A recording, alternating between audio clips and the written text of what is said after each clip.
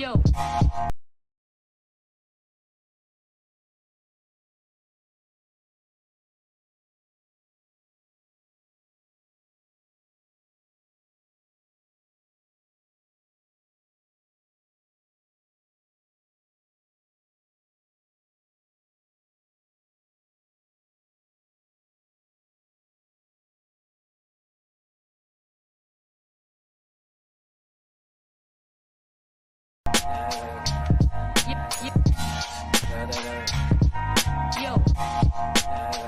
Hear me? When I made the announcement, nobody can hear me. I had it hooked up to something else. Well, let me turn off this music. Turn this down. All right, y'all. So we got Palm in here. Let me bring him on in. Hey, Palm, what's up? We're redoing episode 10. What's good? How you feeling? I'm feeling good. Yo, your mic sounds better. How does my mic sound? It sounds very clear. Sounds good. Very clear. Did you notice like it's less feedback as well? Like it's a little quicker? Yeah, it's way more quicker. Okay, yeah. All right, cool. So, let's get into this. I can only do this for like 30, yeah, 30 minutes because I gotta go. You know how Easter is. You gotta Yeah, go see the family. It's almost like Christmas in springtime. So I understand. yeah. But let's get into this. So, like how we talked about in the last episode, we talked about Madlib and Mac Miller. Uh, rest in peace to him. And like we talked about, it's so cool to see, you know, people that passed away, such as Mac Miller, kind of like come back to life, through dope producers and stuff like this. But let me get to it real quick here. Let me see. Let me see. How do I keep on forgetting how to share my screen. Okay. Okay, share screen. This one right here. This one right here. All right. So here we go. All right. Mac Miller Estate approves Madlib produced EP. I can't wait for it. His estate officially approved the late rapper's collab. So just give your opinion on you know, what you think it may sound like, how you're looking forward to it, all that. I mean, I think Madlib production on Mac Miller vocals is gonna be great. Um, Mhm. I just can't wait to hear what Mac Miller had to offer before he passed. And Mac Miller being one of the people that I grew up listening to when I watched him grow. I remember becoming aware of Mac Miller, I think in like late 2010.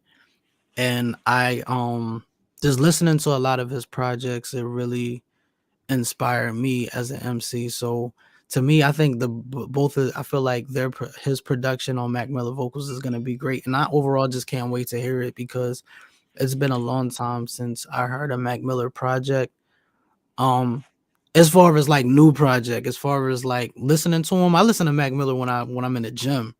So it's just Mhm. like I listen to his Faces project, and I'll listen to like Macadelic project all the time when I'm in the gym. So I'm just looking forward to hearing Mac Miller. That's one of the artists that I wish I got a chance to see perform before they Mhm. before they pass. But I'm definitely looking forward to it, man. Mac Miller is definitely a dope MC.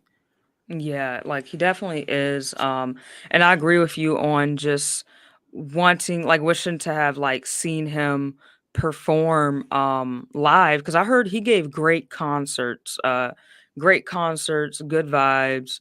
And he wasn't I like the fact he was one of those rappers like when everybody else was doing trap and stuff like that, he was one of those rappers that just stayed true to himself and he just kind of like stayed outside of the box, like but and just in his own world. Kind of like how Tyler the Creator used to do back in the day and still does now. Like when Yeah, everybody else was doing trap, he was doing like just other type of stuff. You know what I'm saying? I yeah, put him and Tyler the Creator in that same box, like that skateboarder uh um hip hop type of vibe box, which is good vibes and stuff. with me, like I'll put them in a category of just doing whatever they wanted to do. I think Mac Miller's the type of artist that moved to the beat of his own drum, just like somebody like you mentioned, like Tyler or even Earl or even Andre 3000. Mhm. They move to the beat of their own drum and they have their own creative way of creating something instead of trying to be a part of the masses or try to follow a trend. They do what inspires them, and I think that's what makes these artists or these MCs very dope. The fact that they choose to move with the beat of their own drum, and Mhm. people respected Mac Miller because of that. That's why it's like you have a lot of underground people that make underground hip hop music respect him, but then you have people in the mainstream that respect his artistry too. because a lot of the time when you're somebody like that, when you're somebody that moves with to the beat of your own drum, a good amount of people respect it a lot, because some of those people wish that they can be that strong to do that, because you have to be a strong individual to move to the beat Mhm. of your own drum and not to follow anything that's trending, because it's so easy to follow the trend. When you do something that's like that inspires you, that comes from the heart, people be like, I don't know how you do it, or why you not following the trend. You got to do what the people like. Well, that, and Mhm. that's what I don't like. That's why I respect Mac Miller a lot, because everything that he made came from the heart. And I'm not saying everything that he made I absolutely liked, but the majority of it I did like and understand it. Right. Like same here. Like I just like the fact that he embraced what's the word? Authenticity in Yeah, music, during a time when it wasn't popular. Now it's like everybody wants to be like Mac Miller and Tyler the Creator. Like everybody wants to be like extra creative and stuff. Everybody's kind of like re-embracing that. Like you had told me, I think a year or so ago, that music kind of has its phases where it's like everybody's doing one thing and then everybody's doing another thing, and it's just kind of, but like you said, music needs a balance. And I yeah, feel like during that time, Mac Miller, Tyler the Creator, Earl Sweatshirt, all of them, they kind of added that balance to hip hop. When it was just all trap music, they added yeah, that balance where you had more of like a family friendly style, or laid back chill style. It wasn't trap all the time. Also another one that was my favorite, Chance the Rapper and Vic Mensa. Like I like how Chance the Rapper, he added in more of that churchy style to his rap yeah. music when it was like a churchy jazz style when it wasn't really popular. Now everybody want to be like Chance the Rapper. That's true. I think it just takes a strong individual to be able to do it. It was like at one point it was wild. It was at one point Jay-Z called Kanye like the type of soldier that run to the hill and get caught by all the arrows and be like, "Oh, it's a lot of them out there." You need Mhm. somebody that's gonna be willing to take all those arrows. Those people are the ones that's gonna usher all the people in that wanted to do that or maybe inspired to be themselves. I think Chance was definitely one of those people that pushed Mhm. the envelope forward. I think Vince Staples is one of those people that's pushing the envelope forward. And Yeah. I think Vince Staples need to be protected, to be honest, because Yes. he's saying a lot of real stuff in the interview that a lot of us sometimes don't think about, and he wants us to look at our music, our art, more of a masterpiece instead of like it's here today and it's gone right after it released or it's time. He wants us to look at our music like it's timeless, like it's a art piece. And it's the same Mhm. thing. It's the same thing with Most Def. Most Def wanted the same thing too. A lot of these artists wanted the same thing. And I could say it's wild because it was a time where every artist that was coming out was doing their own thing. And I think around that time it was like maybe like 2011 to 2013. Mhm. Around that time you had ASAP Mob, you had J. Cole, you had Pro Era with Capital Steez, Joey Badass, the whole collective of them. You had Big Crit, you had Wiz Khalifa, you had all of these artists that I'm naming, all different styles. and Mhm. and this was an era that we was coming into from 2011 to 2013. Then I don't know what happened when 2013 hit, just everything started to change and it became more about a trend again. But I feel like everything come back in cycles where you will see that same sentiment come in, but at the same time it's hard for a lot of artists because you still get blackballed, because it happened to Wu-Tang early on in their career. Wu That's Tang, true. Wu Tang was, from watching the series. Because if y'all have not watched the Wu Tang series, I will say watch it. Like, it's finished now because the last episode was last Wednesday. When I tell you, Mhm. watching from the first season to the last season, which was the third season, was amazing, and it just reminded me of like me and my collective and how like the trials and tribulations that we all go through, but it just shows me the trials and tribulations that they went through in the 90s, trying to keep like a group going, but standing for something and not trying to be like super industry like, and just sometimes making the wrong mistake doing the industry thing, and you don't know how much it's going to affect you. And then when it does, it's like, all right, this is not what we want to do. Let's make sure that we try to do the right thing. So I think Mhm. I think I think it'll come back in cycle where it's people out there that's gonna come out that's gonna have like an authentic spirit, but it's always gonna be the trend that's gonna come, but the trend is gonna go, and it's always gonna be the person that sticks to the beat of their drum to stand out. It always happens. Mhm. Yeah, I mean, you're right. Like it sure does. Like it always happens. It's always an endless cycle, no matter what it is, you know. I mean, like with me, I listen to all eras of music, even as far back as like the 20s and 30s of like from pop music to jazz and stuff like that. So it's like you can tell what was the popular type of music and what was like people being creative, people being different even back then, you know. Yeah, And it's the same thing now. I just want to say also, this is kind of off topic, but shout out to my cousin Chucky Stevens. He just liked this live on Facebook. I got us live finally on Facebook, YouTube, and Twitch all at the same time. wow. Yeah, so I'm trying to like I'm like, if hey, if everybody ain't gonna go to YouTube, I'ma come to them.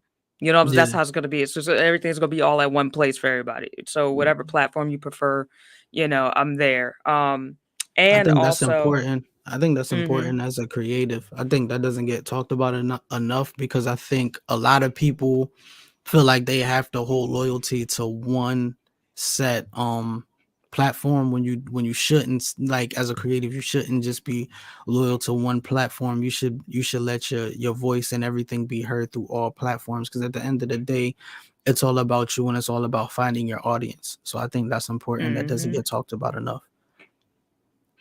Yeah, I mean, even I don't know if I was telling you or I telling the group chat about how even just moving over to Tidal, like, I mean, I still am on Apple Music, but I'm just not going to be subscribed to it anymore. But I realize Yeah. how Tidal they really support a lot of independent artists, and it's like, you know, at first I was thinking like, oh, I'm gonna just put all my focus on Tidal, but no, I'm like, I'm gonna still make sure that like I'm everywhere, and I want to make sure that all other independent artists that I know are everywhere as well, like on Tidal, Apple Music, Spotify, but you know, Spotify, SoundCloud, everywhere, you know. And Yeah. Palm, you gotta get on it. You gotta get on I it. am. I am. I'm gonna say by the time I'm gonna say by the time September hit, I should be on everything. I'm gonna definitely give myself time to do everything, but that's gonna be like by the time September hit, I will Mm-hmm. have all my music everywhere so people can listen to it everywhere, and so people can put a playlist of it any and everywhere they want to. Because Yes. Like, that's what I do for my stream. I'm not gonna lie. Like anytime somebody send me their music, I have a SoundCloud playlist, and then I have a Spotify playlist. So mm-hmm. I teeter between those two.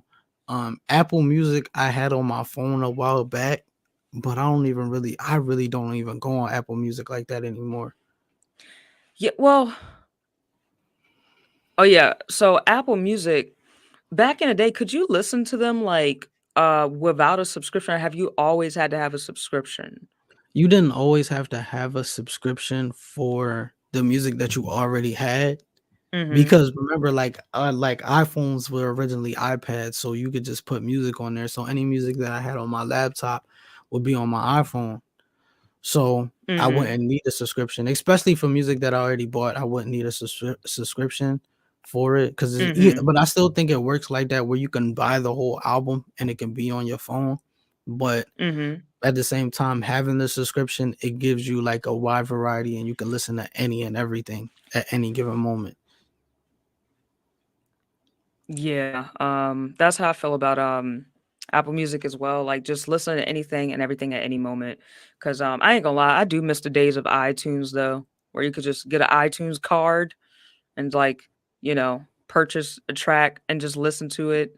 You know, and you could Yeah. like have it stored in your computer. And I don't know why I miss those days, but at the same time, Apple Music, Tidal, all them streaming platforms are still good. You know, yeah. I miss those days too. Like I'm not gonna lie, man. Like one thing that I'm sad about, me personally, is that took like a toll on me because I grew up with it, was Dat Piff being taken off Mm-hmm.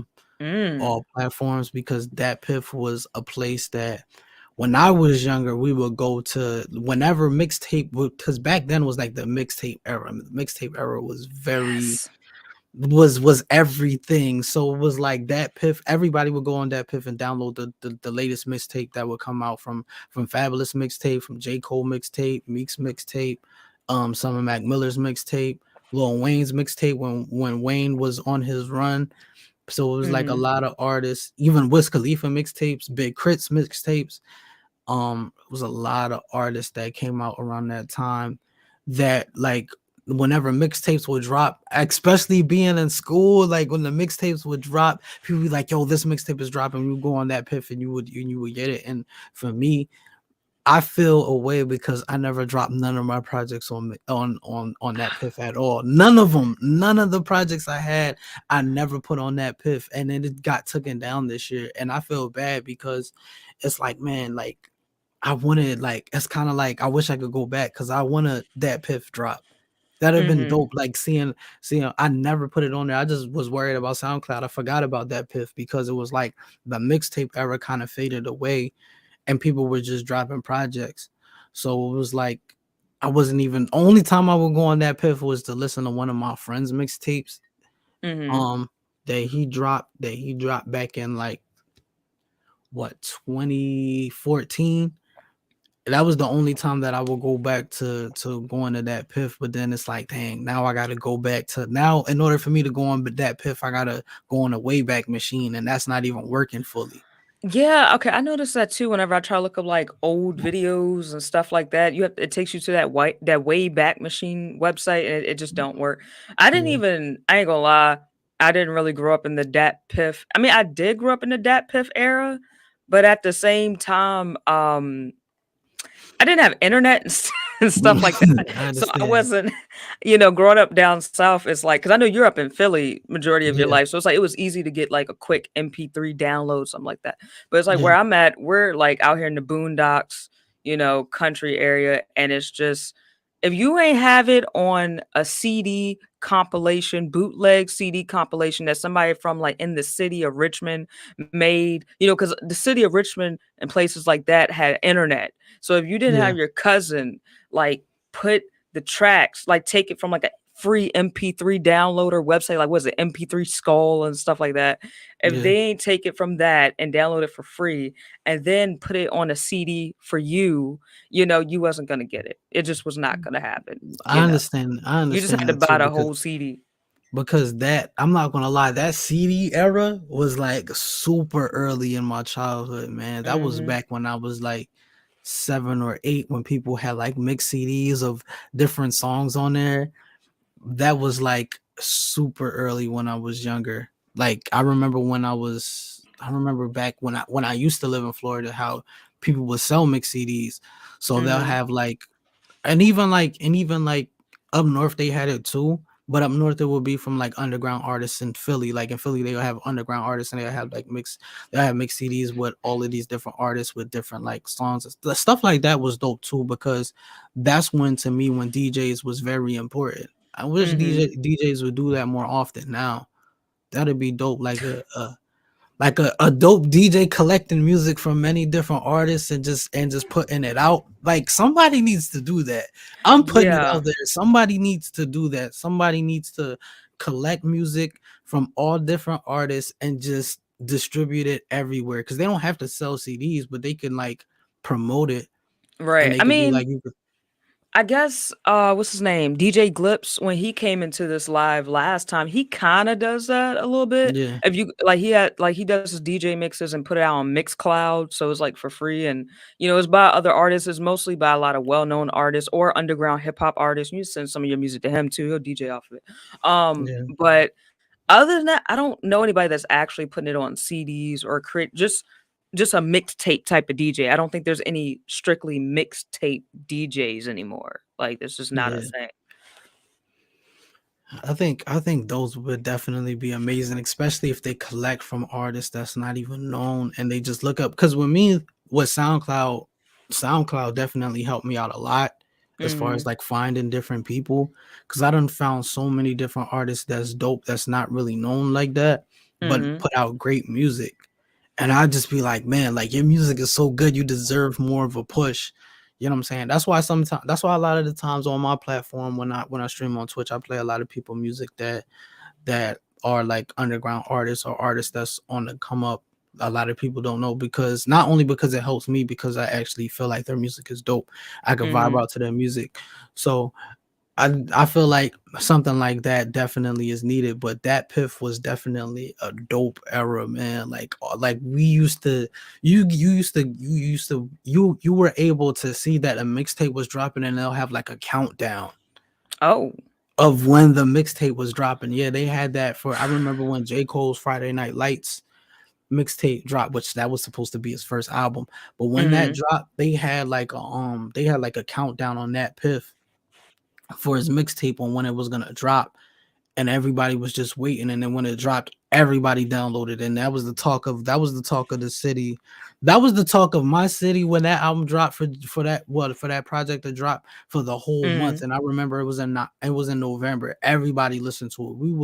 We was talking about every single track that we liked. It was definitely a moment. I missed that era. I definitely I missed t- that era.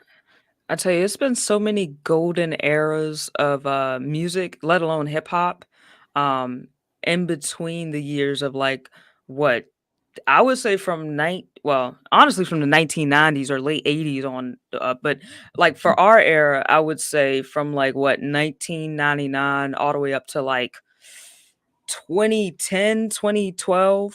You know what I'm saying? Those were like the golden years of like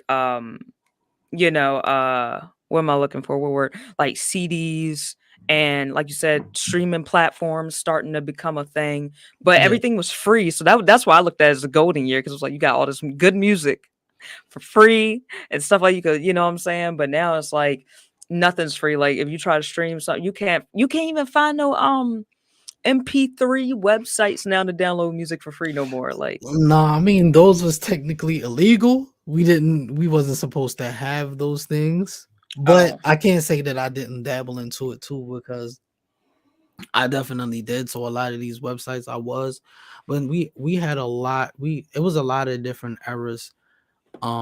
A lot of different eras that we had. Like I think, and I always say this, I feel like we were like the crash test dummies of the internet, because we really were. we watched the internet develop. I remember having when we had dial up. That was horrible. Oh my dial up was horrible. If anybody remembers dial up, you had to have like a home phone, and you had to have it connected to it, and the house phone couldn't ring, and you be on the internet, and then the internet was like super slow. It was Dial up was Yo, horrible. I had dial up all the way up to like what uh 2013 from like what 2008 to let's say growing up down south or Yeah, Virginia's not really the south but it's south to Philly but yeah, growing up down in Virginia it's like dial up, everybody pretty much had it, or they just didn't have it at all. They didn't have the internet.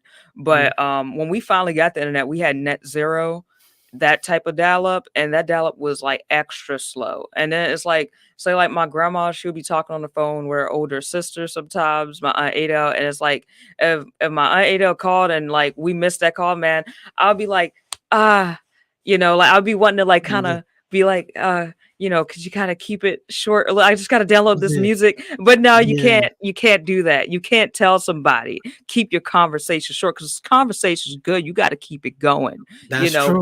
That's But at the 100% true. same time, at that time, you wanted to download some music or either download like some music videos and just like get your own entertainment that way because you didn't have access to you know, like say like all these channels with cable and stuff like you got now or streaming. I'll say Yeah, streaming platforms like Fire Stick and stuff now. yeah, All you had was YouTube, MP3 downloader website, stuff like that. And when a family member called, you'll be like, I was just about halfway done downloading this. I was yeah. just about halfway done. And the wildest thing too is like we watched different streaming platforms as far as like music become a thing, because it was wild. Because I remember back in 2012, this girlfriend that I had at the time, she was heavy into music, or heavy into hip Hmm. hop as much as I was, and she put me on to Pandora. Pandora was like the first to do it, but Yes. Pandora gave you like I love Pandora because it tracked what you listen to and it gave you like a playlist. Like they gave you a playlist of what you like. So she put me on to Pandora, and Pandora for a long period of time was the only streaming platform that I would listen to. And I Man. was like, I was floored. I was like, yo, I love this. I love Pandora. She put me onto it. I didn't even know that it existed. And then I had it on my phone. So I was listening to Pandora, even though that kind of ran my bill up a little bit Mm-hmm. because I was using the data at the time at AT&T, so they didn't have a free data plan at the time, Oh. monthly data plan. So I was running up my data using Pandora, but man, like Pandora was the first to do it, and to see like Spotify come in and Tidal and Apple Music kind of follow suit, because it's wild to see how these things develop in front of our eyes. Like that's why I feel like we, in a lot of ways, we're the crash test dummies. We We watch are. all of this develop. We watch things go from a MySpace to Facebook to Instagram, when the only time you can really get on, social media at one point was through the computer, to now Mm-hmm. you can get on there through your phone. It's dope, but I feel like as far as like music, we had many different golden eras. I feel like within the last couple of years, I feel like this kind of have been one too, because Mm-hmm. last year was definitely a lot of dope music that dropped last year that I really liked. A lot of dope music dropped last year. Yeah. I mean, dope music from producers, like underground producers to underground artists to even mainstream artists, have been dropping some good music lately. Cause me, I'm not really a mainstream listener to a lot of, music, but Yeah. this year it's been good music just all around the board. This year and last year, I should say. Mhm. And speaking of just being crash test dummies and all this stuff advancing, that's actually the next topic that I want to segue into, what we also talked about last time, which is the whole uh Jay-Z thing. Jay-Z AI verse scares the hip hop world, is it says the hip hop world's been reacting to AI generated songs, voice replications, and filters for a while, but it just took a whole new scary step. Moreover, a recent audio clip surfaced on social media of an AI generated verse from Jay-Z, complete with lyrics, voice mimicry, as as if it was a recorded product by Jay-Z himself. So what's your opinion on that? Just, My opinion on it is that I'm not gonna lie, this is kind of scary because it could put a lot of the artists that do record their vocals, write and record their vocals out of business. The writers are gonna be able to, I guess, like capitalize off of it, but a lot of the mhm. artists that do like record their vocals probably won't. And then it's gonna make, I'm not gonna lie, it's gonna make the value, it could make a lot of the value of a lot of artists go down, because it could be like I don't know if you can get your voice or I know you could get your likeness patent with, to the point where if they use your likeness, they will have to pay Mhm. you or you can sue them for it. But I don't know if you could get your voice patent, because it's a lot of people that can mimic different voices. So I Yeah. don't know if they could do that, but you can also get your name patent too, because they can't say this is a Jay-Z verse without him getting paid for it. So it's like it's weird in a way where, and then to be honest, a lot of the people, like I could see this going in a real bad direction where a lot of people, I know how a lot of people are. As soon as they hear, "Oh, this is me featuring Jay Z," and they hear Jay verse, people are gonna be more inclined to listen to it. Which to Mhm. me is messed up, because I think you should give an artist a chance. It's like at least give them a chance and just to see if you like it or not. If you don't like it, cool, but at least give that artist like the decency to really listen to it and give that artist a chance. Mhm. But I do feel like this could definitely be a problem. It could definitely be an issue, because it's like now if let's just say if I was to make it now it's gonna be like I don't gotta hit palm up for a verse. I could just use this generator and write some lyrics down, record it and have the generator sound like palm. Mhm. or whatever, and that to me is something that I don't agree with, and this is the scary part of like advancement of technology. How do you feel about it? Uh, I feel like nobody's gonna have no jobs. I Like feel you. like, I mean, like from the music industry to the, film and videography industry, because I just found out about a month ago there's AI generated video editors now. So you don't have to contact a video editor for it to edit special effects. You don't even really have to, and you don't have to have a camera person, because the way how iPhone cameras are now, you really don't have to spend all this money on cameras. So it's like the camera industry is going down, along with like videographers and photographers not making enough money as they used to, and video editors not making enough money as they used to. Then with music, you have AI generated, like you said, like voice mimicry or whatever, Yeah. with the whole Jay-Z thing. And then I found out from my friend Jeremiah the other day, you even have AI songwriters. So there will be no career for songwriters either, and you already got AI generated beat makers and stuff. So everybody's not about to have a job. Nobody's gonna have a job. Then this is the hardest part about advancement of technology because it's like Mhm. it's removing a lot of jobs. And I remember in 2014 when I was in college, and I had to do like I had like a when I took what was it? It was like a research Mhm. class that I had to take, and I had to do a 10-page paper, a research paper on poverty and technology. And then I did research on Detroit and what happened with Detroit, but then I also started to see back in 2014 that they were making cars that drive themselves. Now I didn't tell nobody this Mhm. because I would have looked crazy telling somebody this in 2014. Yeah. Now in 2023, it doesn't sound crazy at all because people are seeing that cars park themselves now. Mhm. So it's just like, and then Tesla can drive itself too. So I wouldn't look crazy. But if I'd have told people in 2020, in 2014, yo, they're making cars that drive themselves, they'd be like, yo, Palm, I think you're losing it, bro. They would have been telling me that. But Mhm. doing research on this and knowing that Google was making cars that drive themselves, and how that was gonna put people out of taxis, put people out of Uber, and the whole entire time they were saying like the reason why they said like why it this would be better than a human, because they were saying that mistake like machines are less likely to make mistakes as like a human would. And I was just like, Mhm. wow, they're really trying to advance technology. And then a lot of us, if we don't find a job that's irreplaceable, we can easily be replaced by a machine. Yeah, and and like I said, like I mean, like you said, even with self-driving cars, you said it's gonna be putting people like even with taxis out of business. Tell me why the other day I just edited a story. I think it's out in California somewhere. Yeah. California, they have literally self-driving taxis.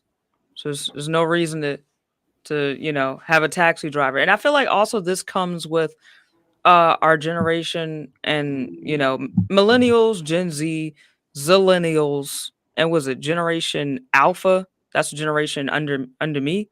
Yeah. Anyways, all of us, are like pretty much antisocial. And I Yeah. feel like these are the consequences of being antisocial, because now it's like I said, nobody's gonna have no jobs, and on top of that, nobody's gonna be able to socialize because they want everything. We prefer everything ran by technology. I mean, we order our food like literally to come to our house, like groceries. I'm talking about like food. We order our Yeah. groceries to come to our house. Now we're having self-driving taxis and cars. Everything's gonna be AI with music soon. Everything's gonna be AI with television and movies soon. And everything's gonna be AI with hospitals and stuff. Because I saw like a news story about 3 years ago that hospitals are experimenting with robots to do like open heart surgeries and different surgeries, because they can somehow like they're more what's the word I'm looking for? They're more, I don't know. They could get in more detail with the surgery than a human can. Cause say like if a human is operating on you, they may sneeze and move their hand, and next thing you know, you're dead.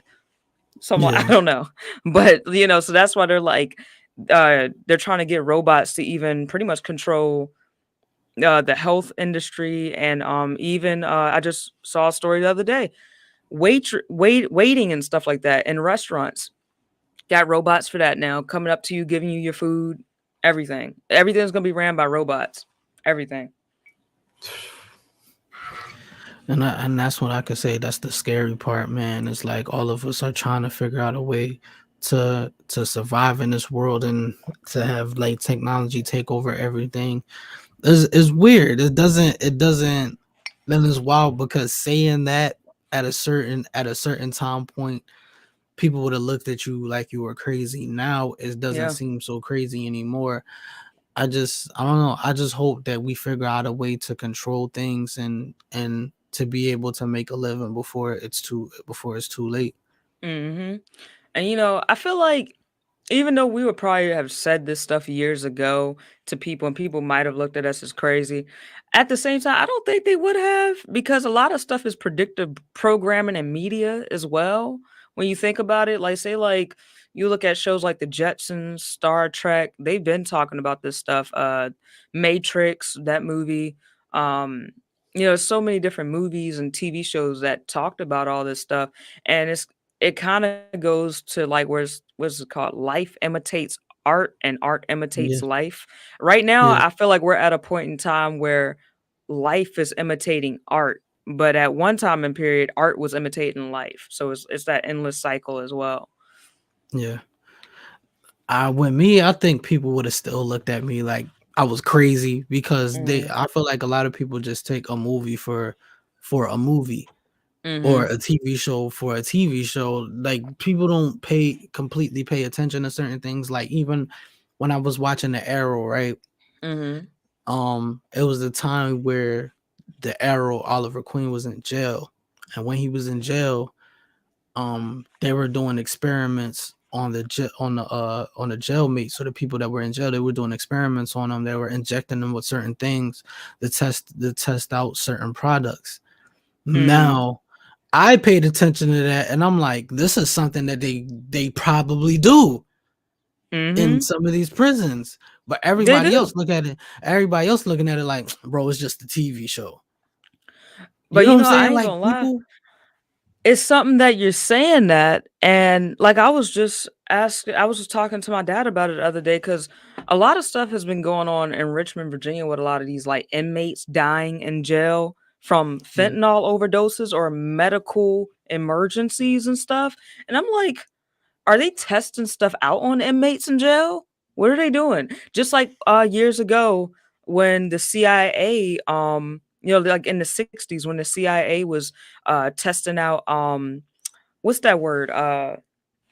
Testing out like LSD on like inmates and stuff like that, or just random homeless people in California. Charles Manson was one of those random people in California that they tested that stuff on, gave them a bunch of LSD and stuff like that.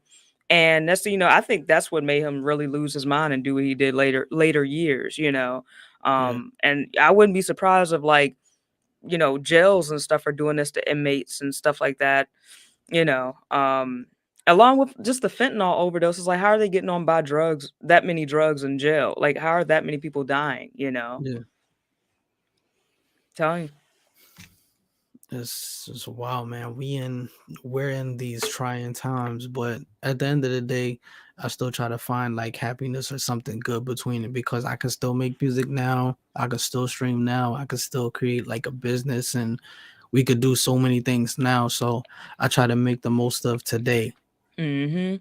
Tell you, we gotta make the most of the day because you don't know what's gonna happen tomorrow, you That's know. true.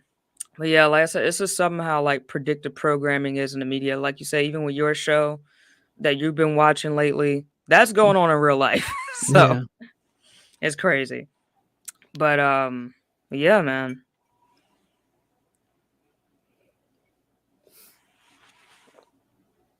Sorry, let me finish sipping this tea real quick. I was about to ask you, is it good? Yeah, I can't stop drinking this. This is so good. Mm-hmm. All right, moving on to our last topic. Um, just to end off, I don't like ending off my show with uh on a was it a high note or a what's the word I'm looking for? I don't like ending off my shows with something intense. I like kind of like lightening up the mood. Yeah. So with that being said, something happened in Tennessee, where let me see if I can show it here. Where a pet kangaroo is on the loose in Tennessee.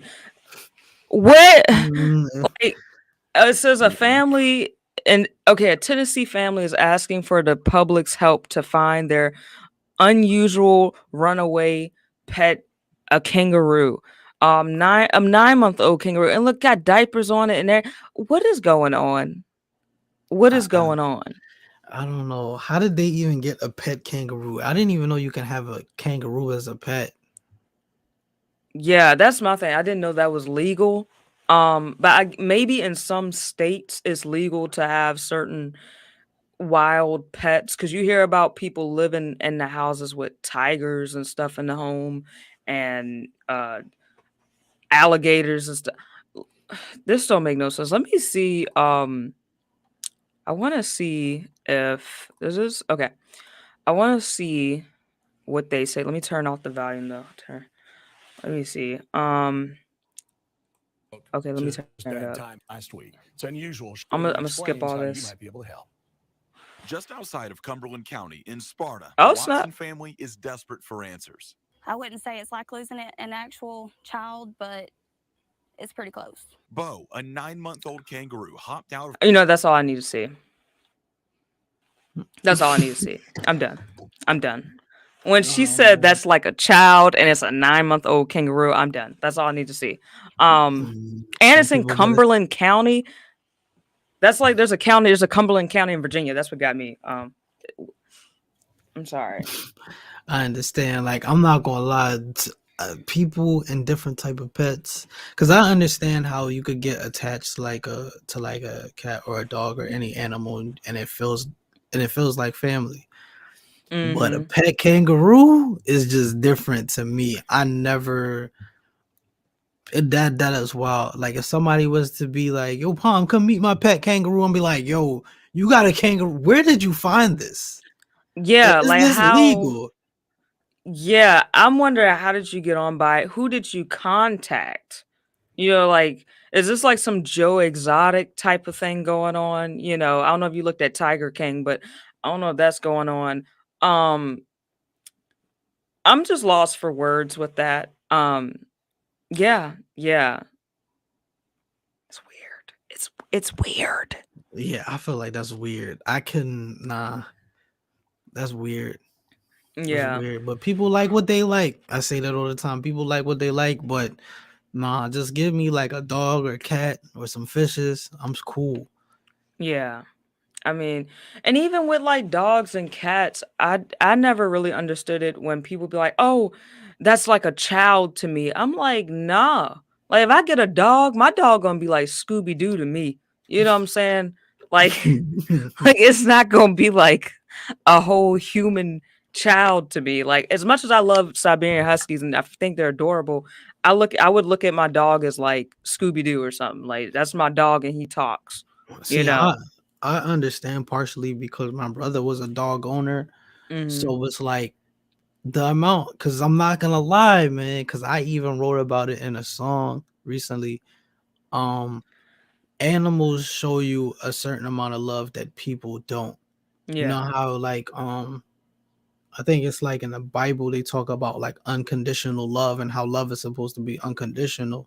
Mhm. Animals really show you unconditional love. Dogs really show you unconditional love. They will definitely love you without a condition. You can be mad, you can have the worst type of day. That dog or that cat is gonna come next to you and they're gonna show you a lot of love. That's why like a lot of people look at like dogs or cats like their family because it's like or they say like, oh, it might be like a child to me because they're gonna show you that unconditional love. They're always gonna be happy to see you, and unless you treat them a certain type of way. But even like if you notice, like, and I hate to say this, when you notice when some people do abuse animals, the dog still loves the person. Yeah. even though the person is doing that to him. So I think animals have that un undeniable and that unconditional love that a lot of us humans lack a lot of the times, because I feel like a lot of us humans get attached on what somebody's doing for us, or if somebody's not, like Lauren Hill said in the lecture, somebody's not satisfying you in a mental or physical way. Now it's like, I don't love you no more. Goodbye. You know what I'm Mhm. saying? Animals don't work like that. Mm-mm. Animals don't act like that. So that's why I can understand to a degree.